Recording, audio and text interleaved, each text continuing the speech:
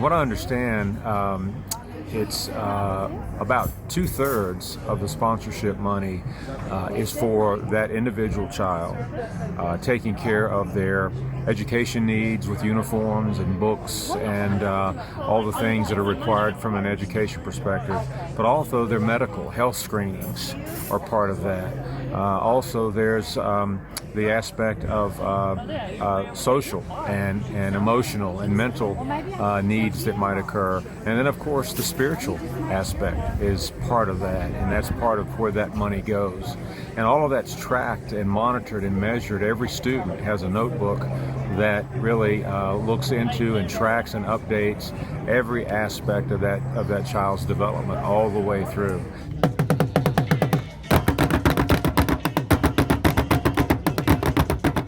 They do it all through the local church in these areas. So the workers that run the project at the local churches are actually paid by the church. The money comes through Compassion, but they work for the church. And so there's no sign out front which says Compassion International, but the face of the project in that area is actually the local church. I was able to visit my Compassion-sponsored child's home, which was very interesting to be able to see where she lived. She's one of 8 children. She has 3 or 4 older sisters. She has some younger brothers. I was able to meet her mom and be in her house and meet her family. The home was smaller than what I expected. It was only 3 rooms, but it was very nice. We talked to the father in the home visit, and he said that they only have 1 meal a day for their family. I knew it was important to support these boys, that it made sense that they needed educational opportunities, but I didn't understand the connection emotionally as family that we are, really, and how they're really like my sons. It was very hard for me to imagine that I can be able to go to school, considering the fact that we were not able to make even other basic needs. I remember it was by Compassion that I first put on the shoes. It was my first time.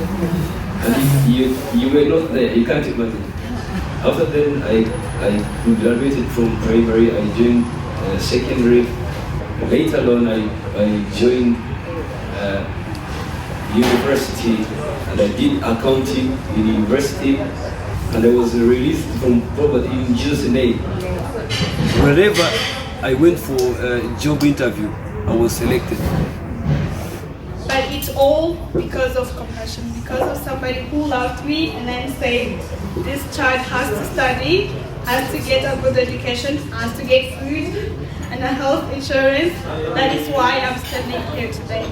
At one point there was a large gate that was closed. The children were in the Compassion children were in their classes at that point, and there were iron bars up and down.